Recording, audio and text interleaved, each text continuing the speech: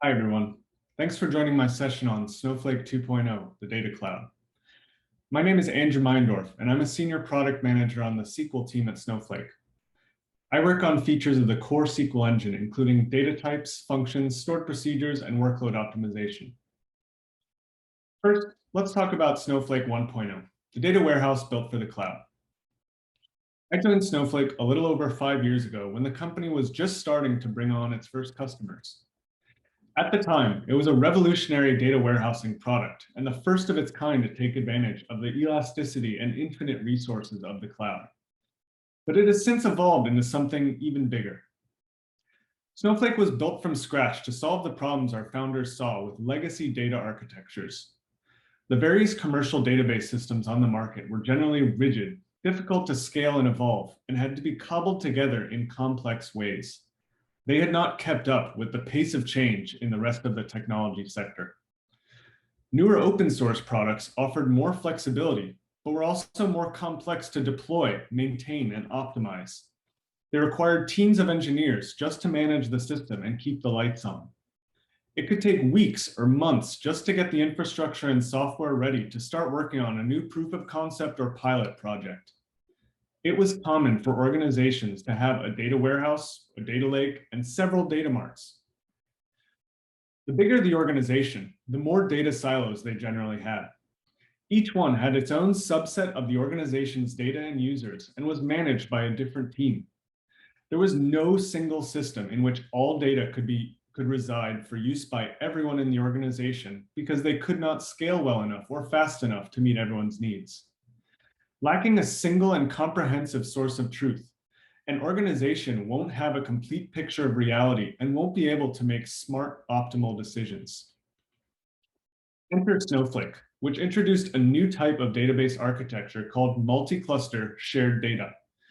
This architecture is comprised of 3 layers: storage, compute, and metadata, which are all scaled independently of each other, giving maximum flexibility and allowing you to only pay for what you need in any given moment. All data in an organization goes into a central storage layer. There is no disk provisioning, no running out of space, no planning ahead for your projected data growth, because storage in the cloud is infinite. You can have thousands of databases and millions of tables, all living in one place and logically organized and secured however you need. This allows you to create a single source of truth and provide complete visibility across your entire organization. Decoupled from storage, the compute layer is also infinitely scalable. Compute resources are ephemeral and spun up on demand when you need them. They can grow or shrink instantly depending on your needs in the moment. And they can even scale up and down automatically as a workload changes. Because data doesn't reside on those clusters, they can turn off automatically when you're not running queries, so you stop paying for them. And they turn back on automatically whenever you run your first query of the day. Lastly, the metadata layer is the invisible brain of the system that ties everything together. It allows you to govern and secure your data in a consistent way. It allows independent compute clusters to access the same sets of data while remaining transactionally consistent with each other. It allows your queries to run quickly without you needing to optimize things manually. And it ensures that everything is highly available and fault tolerant without you needing to set up your own additional infrastructure. This allows you to centralize everything into a modern data architecture. Any volume and format of data, any workload or users that need access to data can all be handled in a consistent way. The power of Snowflake 1.0 is its ability to give a consistent global view of reality to an entire organization. Snowflake quickly evolved beyond data warehousing and is now a robust platform for many different data workloads. These workloads all benefit from the instant elasticity and scalability of Snowflake and from isolation on different sets of compute clusters. Data engineering, data science, data applications, and more can all get as much CPU, memory, and network bandwidth as they need in the moment while all operating on the same source of truth. And they can do all of this without competing for resources and negatively impacting each other. Another legacy problem that is solved by this architecture is data sharing. Most organizations share data with other organizations in one way or another. However, the traditional methods of sharing data are brittle and painful to manage. They're insecure, costly to maintain, and error-prone. And as soon as you extract data from a database and put it on an FTP server or in a cloud storage bucket for someone else to consume, it is stale and out of date. Snowflake introduced a revolutionary way to share data. When data resides in Snowflake, you can give any other Snowflake user live, secure, governed access to any subset of your data, and they can share live data back with you.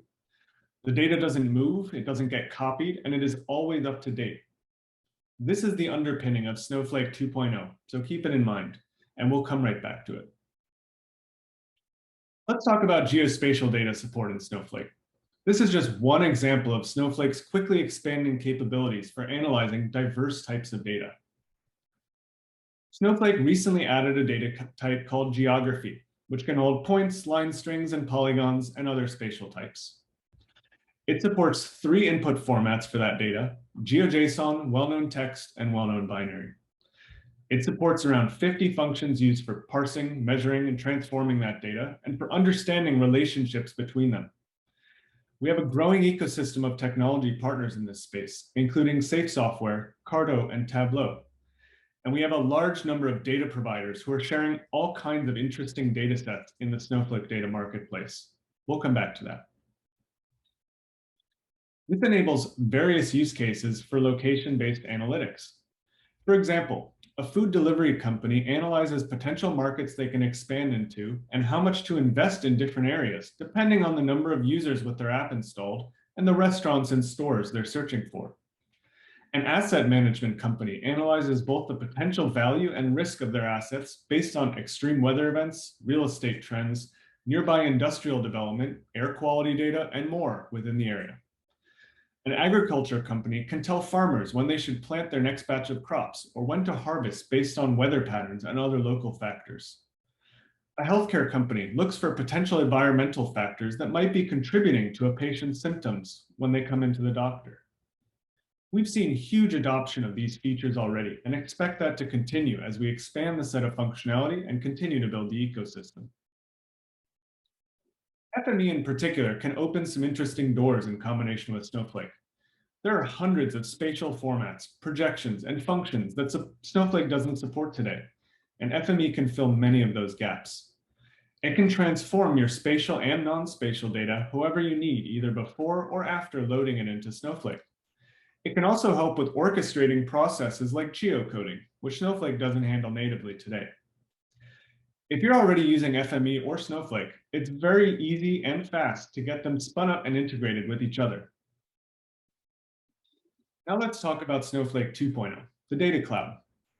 As I go through the next couple of points, keep in mind that last workload I called out from Snowflake 1.0, data sharing, and how it fits into the bigger picture. Snowflake's customer base has grown into the thousands from the 10 or 20 we had back when I joined in 2016. These customers span every industry, every size of organization, and all types of employees who use data in different ways.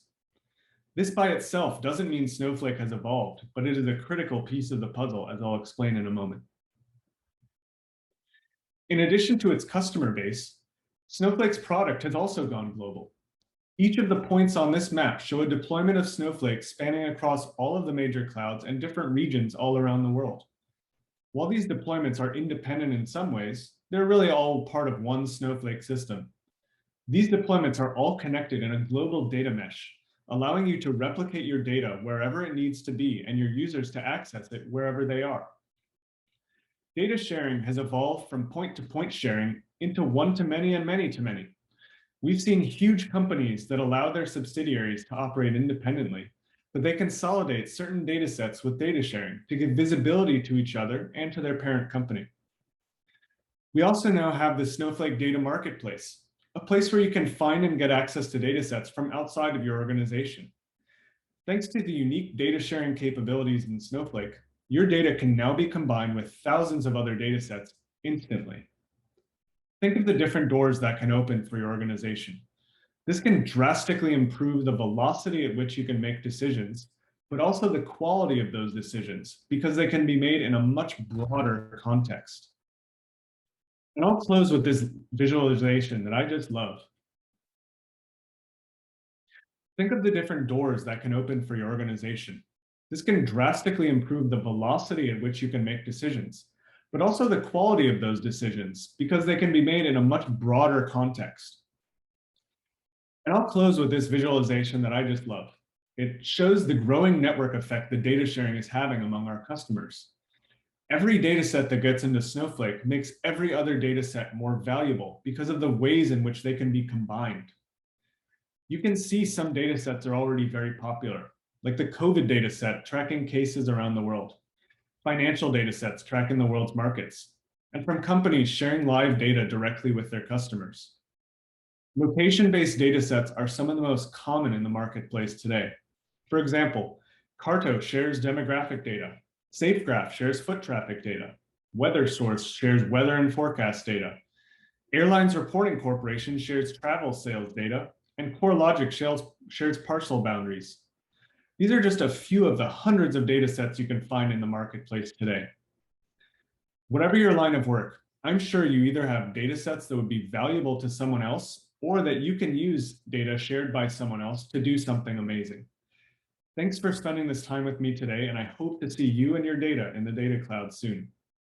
Now I'm happy to answer some questions. Thanks.